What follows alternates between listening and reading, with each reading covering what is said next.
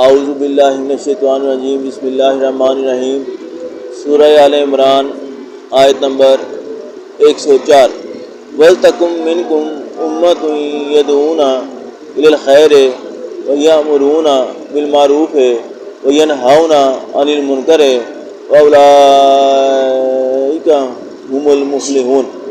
اور تم میں ایک جماعت ایسی ہونی چاہیے جو لوگوں کو نیکی کی طرف بلائے اور اچھے کام کرنے کا حکم دے اور برے کاموں سے منع کرے، یہی لوگ ہیں جو نجات پانے والے ہیں۔ سورہ آل عمران آیت نمبر 105۔ وَلَا تَكُونُوا كَالَّذِينَ تَفَرَّقُوا وَاخْتَلَفُوا مِن بَعْدِ مَا جَاءَهُمُ الْبَيِّنَاتُ وَأُولَٰئِكَ لَهُمْ عَذَابٌ عَظِيمٌ۔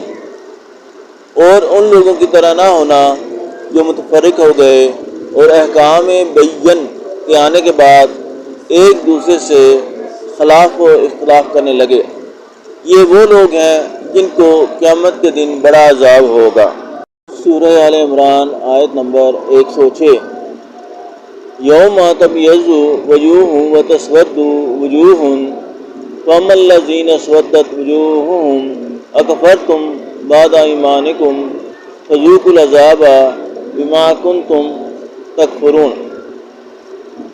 جس دن بہت سے منہ سفید ہوں گے اور بہت سے منہ سیاہ، تو جن لوگوں کے منہ سیاہ ہوں گے ان سے اللہ فرمائے گا، کیا تم ایمان لا کر کافر ہو گئے تھے؟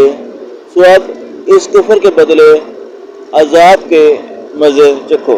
عمران آیت نمبر 107۔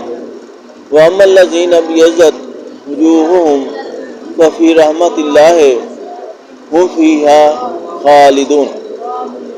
اور جن لوگوں کے منہ سفید ہوں گے وہ اللہ کی رحمت کے باغوں میں ہوں گے اور ان میں ہمیشہ رہیں گے۔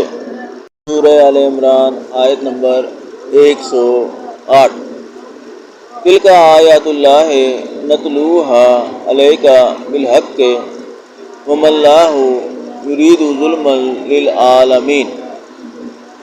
یہ اللہ کی آیتیں ہیں جو ہم تم کو صحت کے ساتھ پڑھ کر سناتے ہیں، اور اللہ اہل عالم پر ظلم نہیں کرنا چاہتا۔